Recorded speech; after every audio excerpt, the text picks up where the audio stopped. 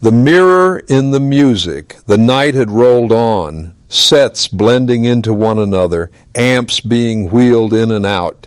Gary was leaning against a battered flight case when a voice behind him said, "You know, you're not untouchable either."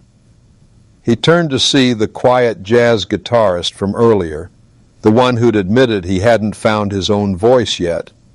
His tone wasn't hostile. It was steady, almost thoughtful. Gary raised an eyebrow.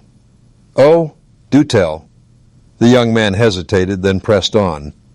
"You talk about danger, about truth. And you're right. Most of us play it safe.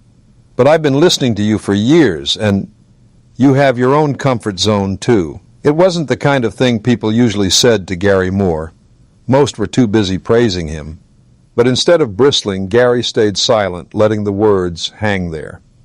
The guitarist continued, "When you go for that big emotional bend, the one that makes people close their eyes, it's incredible. But you do it so often now that I can see it coming. It's still great, but it's not a surprise anymore." Gary looked down at his hands. Every callus, every scar told the story of years spent pushing himself, chasing a sound. But somewhere in that chase, had he started running the same circles? For a long moment he didn't answer. Then he smiled, a small, sharp smile. "So, you're saying I need to scare myself again?" The young guitarist nodded. "If you want us to feel the risk, we have to see you take it."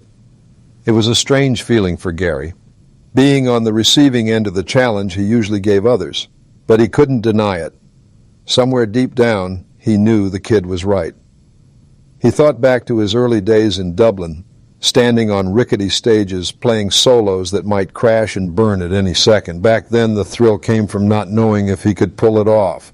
That thrill had been replaced by confidence, and maybe that was the problem. The hum of the next band starting pulled Gary out of his thoughts. He picked up his guitar, feeling its weight differently now. It wasn't just wood and strings anymore. It was a question. By the end of the night, Gary knew he had one last set to play. And this time, he wasn't going to give the audience what they expected. He was going to risk it all on stage, even if it meant falling flat. Because if he wanted to demand danger and truth from others, he'd have to prove he still had it in himself.